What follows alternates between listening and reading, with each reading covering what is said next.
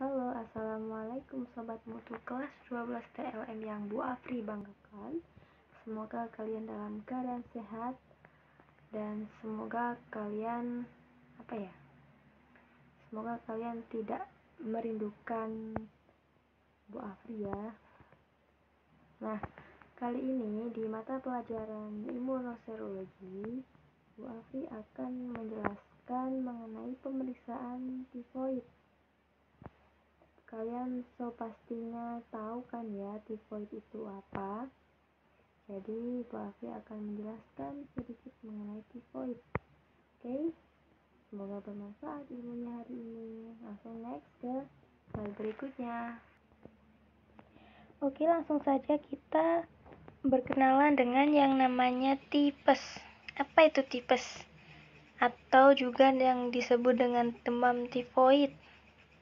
Jadi tipes itu berawal dari bakteri yang namanya Salmonella typhosa. Jadi bakteri Salmonella typhosa ini yang menyebabkan penyakit tipes. Kemudian, apa sih gejala tipes? Menurut kalian apa? Pasti kan kalian juga pernah punya sakit tipes ya? Jadi coba sekarang kalian kasih minimal dua gejala tipes itu apa aja. Langsung kalian jawab di kolom komentar ya. Bu Afri kasih waktu 1 menit untuk menjawab, dimulai dari sekarang.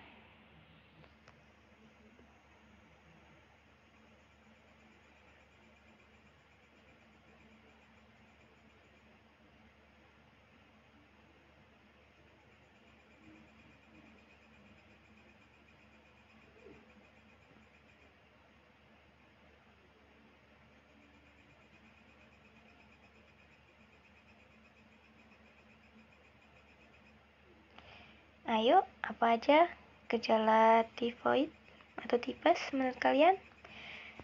Langsung dijawab di kolom komentar. Waktu berjalan ya.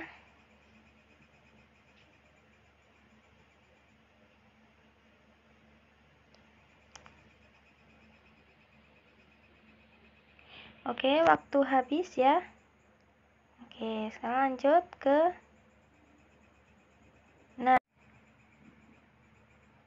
ya, ini jawaban yang sebenarnya. Jadi gejala tipes itu ada banyak sekali. Yang pertama demam dengan suhu badan 39 sampai 40 derajat Celcius.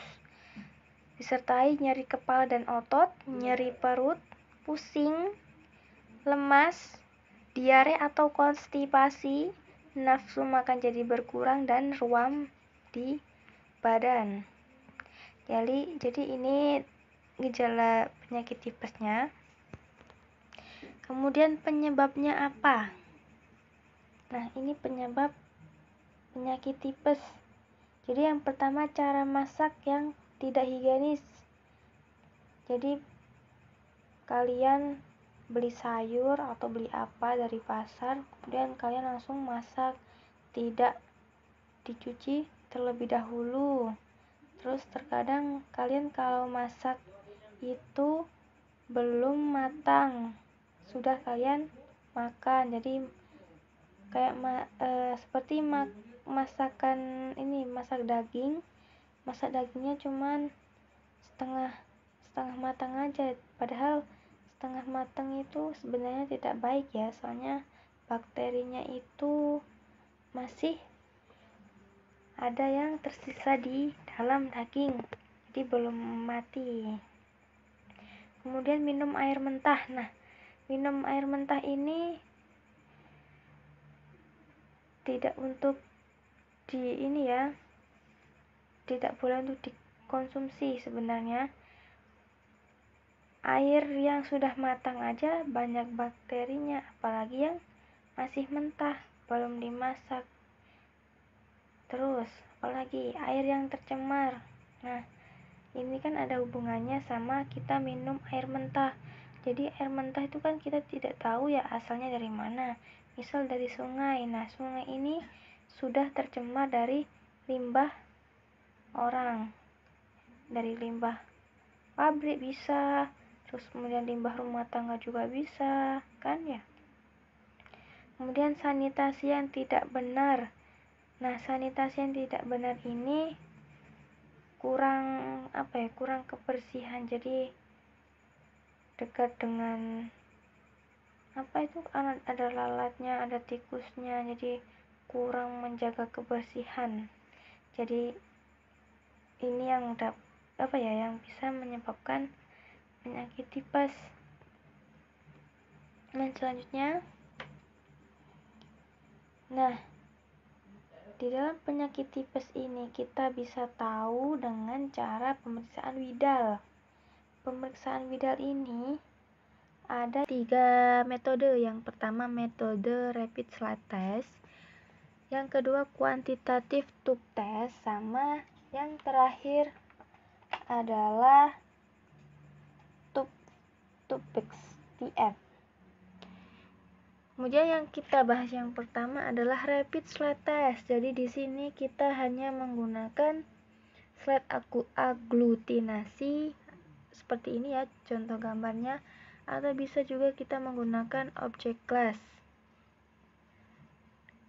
Nah, sampelnya kita menggunakan serum atau plasma dan menggunakan reagen Widal.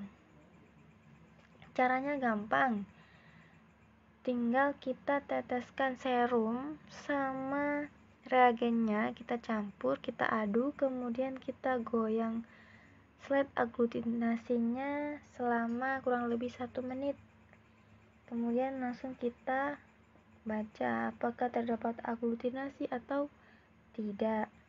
Kemudian yang tabung, menggunakan metode tabung ini sama saja, cuman di sini kita menggunakan reagen yang namanya NaCl atau PZ. Sampelnya juga sama, kita menggunakan serum atau plasma. Hanya saja di sini perlakuannya setelah kita campur antara serum dengan NaCl itu kita lakukan inkubasi selama 24 jam baru kita bisa amati adanya aglutinasi yang terbentuk. Kemudian ini menggunakan Tubex TF. Kalian pasti belum pernah ya melakukan pemeriksaan ini. Jadi di dalam pemeriksaan Tubex TF ini kita menggunakan banyak sekali reagen dan menggunakan skala pembacaan. Nah, ini caranya. Jadi yang pertama kita memasukkan 45 mikro antigen ke dalam tabung. Antigen itu yang ada di reagennya. Jadi reagennya kita masukkan sebanyak 45 mikro. Kemudian yang nomor 2, kita masukkan sampel darahnya 45 mikro juga ke dalam tabung. Didiamkan selama 2 menit. Kemudian kita masukkan lagi 90 mikro reagen ke dalam tabung. Setelah itu kita tutup rapat dengan strip, dimiringkan tabungnya. Kemudian kita kocok selama 2 menit. Dan yang terakhir kita angkat tabung dan didirikan di atas magnet. Jadi yang ada warna ini, warna pink, ungu, biru, itu adalah skala pembacaannya.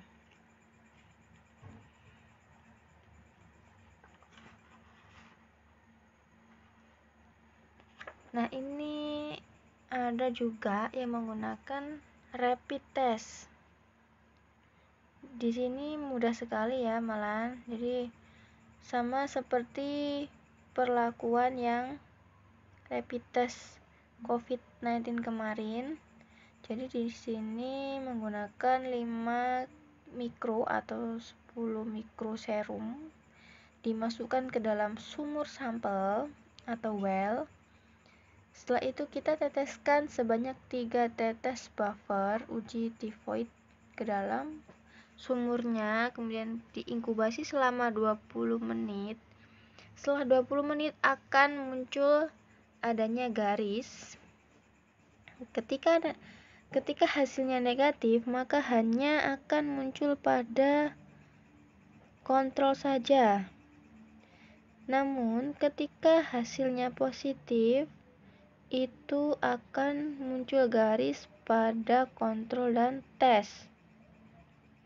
Sebaliknya, kalau hasilnya invalid atau error human error, itu akan muncul garis hanya pada tesnya saja atau tidak muncul garis sama sekali.